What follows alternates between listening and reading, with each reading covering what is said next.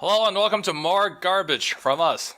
Yes, we are BM's HierarchARiA and Azrael coming at you live. Okay, it's not actually live. It's So it's a post commentary because we filter out very too delayed many post commentary because HierarchARiA has a very bad upload schedule, despite his loyal viewer. Yeah. Yeah. No, the lack of S was not a mistake. Yes. I feel like any amount of viewers in the single digits, or even the double digits, for I would say accomplished, quote unquote accomplished YouTubers is probably viewer. Yeah. I say quote unquote accomplished because being accomplished these days basically means you have to like yell at shit instead of actually producing quality content. I'm not saying we're good at that. I'm just saying a lot of people tend to be yelling. Yeah, but you can also do that other thing that's come up recently, reaction videos where you have like your face and you're recording your face staring at the screen going, huh, and actually watching somebody else's content and quote-unquote reacting to it. That is a waste of space if I've ever seen one. Anyway, so we've got... Does that involve yelling? Potentially. We've got HierarchARiA playing the Zerg in the bottom left along with his partner Azrael. Yay, playing the red Jur. Well, since the red Jur is playing the Jur, there will be no lack of yay. Yes. So we've also got the purple, who has played, I don't know what his name is, I don't care. Well, I'll be calling him purple and I'll be calling the other person teal, I don't care about shit with their names. Yeah. So we can see the second gateway before the core is finished, so this is of course a display of supreme trash. Yep, also the 3 racks opening, along with the gas, which is forcing Azrael to make a Reaper, which is currently on the way, even despite his lack of appreciation for that stupid unit. See, this is the problem with Reapers. If you scout a Reaper as a Terran player, you have to respond by having a Reaper of your own, or if you actually give a shit about winning, which half the time we don't. And in order to produce that Reaper, you will need to have that extra gas, which is 75 minerals, or however much it is, and also these 3 SCVs. Now, on top of that 150, those SCVs are losing mining time, so you will actually see quite a large reduction in your mineral income because you are getting that Reaper, and that's really bullshit. Yep. Anyway, so we've got, I misread that. It wasn't 3 barracks, it was 2 barracks without attachments and a factory with the tech lab. I don't really understand what this build is. We've also this is a typical Brood War style computer build. If you ever played against computers in Brood War, they do like to move out with that 3 tanks or 5 tanks, depending on when they feel like moving out, with a handful of Marines. It was 1 full squad of 12, I believe. That makes sense. 1A, easily. So let's see, we've got Forge on the way for Teal along with no Warp Gate research because fuck the Warp Gate, but we do however have 3 Stalkers being chronoed out, well not even chronoed out, just being slowly walking out of the gateway when they feel like it. Somehow there is of course the Mama Ship Core, which I believe helps with blink garbage, although really you can just sort of blink garbage, like just blink garbage. Yes. Azrael's Red Reaper is just sitting there, where he'll probably be sitting the entire game because who cares? Can you see it? It's sitting beside the Overslord. Yes, I can see it. I remember talking about that Reaper in the actual game. Yeah. So of course we've got the double expand from both, not the double expand, just the expand from both players on the bottom corner because we believe in macro. And we've also got 5 lings scattered because I don't actually know why.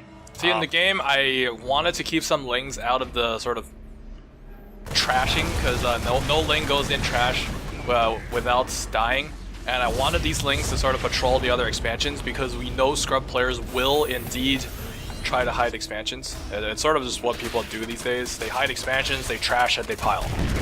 Yes. So of course we are simultaneously surprised, but not surprised that the purple has not disbanded, but however, in watching this replay, it's obvious where the expansion went. It picked up 4 SCVs and is now flying over down probably to this island expansion bottom left. Sorry, bottom right. So we've also got some lings garbaging, as HierarchARiA is known for his garbage with the lings. Do you know how to check how many workers was killed? Nope. There was a Control L for 1v1s, but I don't think that works. Yeah, it doesn't really work here. Like that kind of a graphic would probably fill up the entire screen. So I think they removed it from multiplayer. Yeah, so we do see that 19 workers were killed, and each one of them costs 50 minerals, so we can assume about 19 workers were lost. If you see the unit tab, you can see purple currently has 13 SCV, so I would say it's kind of a stretch. Maybe a few guys with guns were indeed killed, but how many exactly were killed? We don't really care. We just know link garbage was happening. Yes. So Purple's base has now reached the island expansion, where they'll probably start mining and making something. I don't know what they'll be making. We've also got the wall set up in the front of the expansion to the natural, which is honestly the only bad part about this map is the stupid double ramp thing at the top. Yeah, but at this that's point, fine. I would say the Overlords will have vision of it. But the bad thing is, you can see the bases are pretty big, so there's a lot of surface area for trash to sort of slip in. By trash, I mean Nidoswarm garbage, cannon rushes. You can even fly a factory over and start making mines, some prickish shit like that.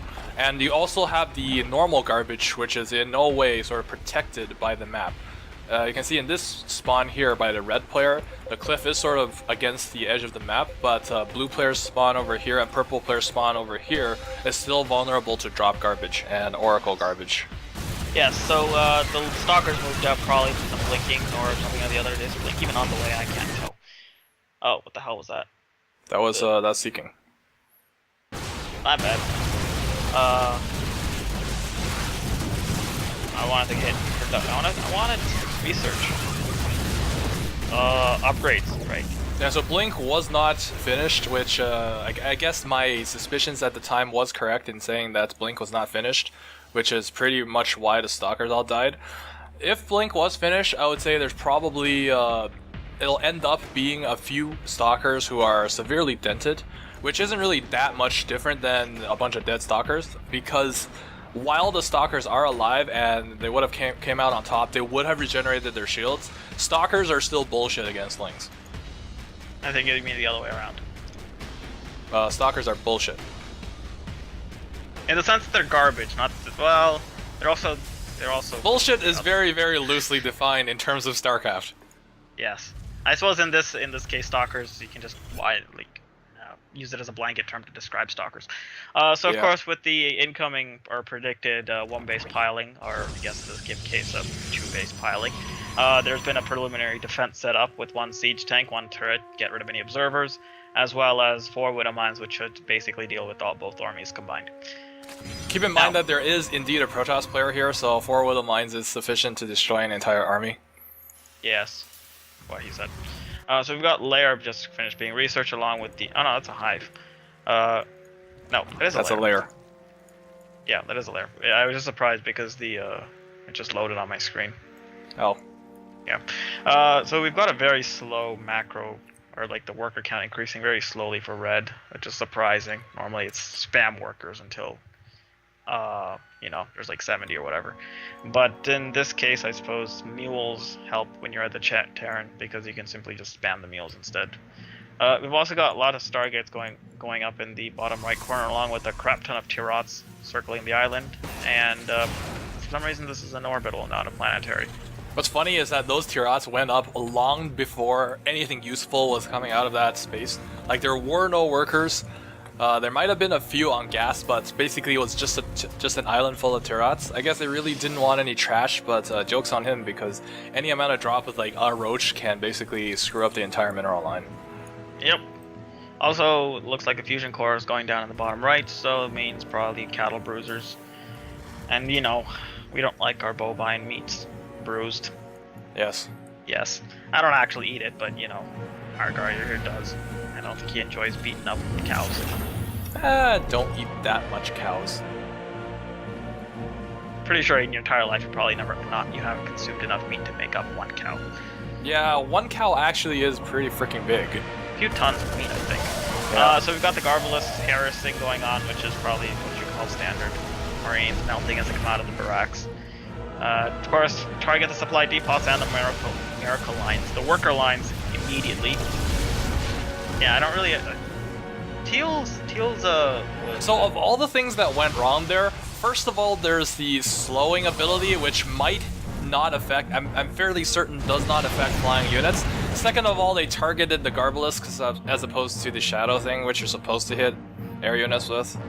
Although Teal's time warp or whatever it is, it looks very nice. Yeah.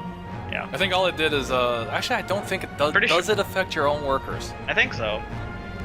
No, I don't. I think that's one thing Patatas can actually do properly. It doesn't screw up your entire. I don't know. I've never used it because I don't play 1v1 HOTS, and quite frankly, it's been nerfed so many times. I don't even know if it's worth using anymore.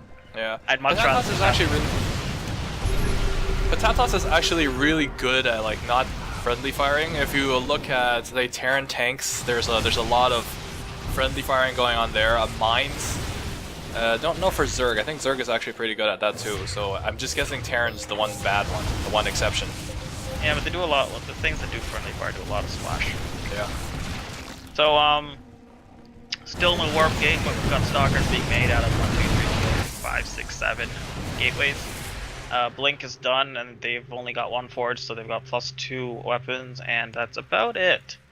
Because, you know, I bother with any other upgrades. Plus, I don't think he can afford it. His macro doesn't seem to be that good. Purple's actually up to 49 SCVs. I actually don't see where they all are. I mean, well, there's like 13. one half saturated base here. Got like one saturated base here, and like this is just half saturated. So I guess that's actually 2 full bases. It adds up. So we've got the entire Protoss army moving out, which is quite scary, but of course you have to remember we are sitting behind a wall of mines. And for some reason the Bobs also have charge, which... Charge right into the mines. Apparently they don't know how to charge out. It's generally what they do. Red is now sitting on, I don't even know how many orbitals, I can't count this. But he's also transitioning into Ghosts, which is quite fun. Ghosts. Yay! It's actually something we haven't done in a while, but really Azrael haven't been doing much else other than mines. And I really don't blame him, because for Terran players, you either play standard and lose, or you play mines and win. Yes, so we've got basically one of the few engagements in this game happening in the middle of the map, where we've got Mutalisks and Lings versus Stalkers and Bobs. And of course, you know, with the Stalkers are protecting the Bobs, they're in this like ridiculous formation. What's gonna happen is the Lings are gonna chew up the Stalkers, and you're gonna basically exchange Lings for Mutalisks. Or you're exchanging Lings for Stalkers. It's a poor exchange. Of course, they break down the rocks, come up the you know, to the 4th or 3rd or whatever, and they start focusing down first the Queen, and then the gas. Actually, this guy was doing kind of a really good job at not being a prick of that. It's not until at the last minute where he started to focus down the hatchery, so I guess give him props for that, for playing not like a complete prick. It's not the I play a respectable style award, it's the I'm not as big a prick as I could be award. Yep. Which really a lot of people don't even deserve at this point. Yep. Thing is, exchanging that entire army for one base it's pointless. Yeah, I mean, the expansion is down, but at the same time, it's a Zerg expansion. He can put that down like 5 more times before he feels any sort of...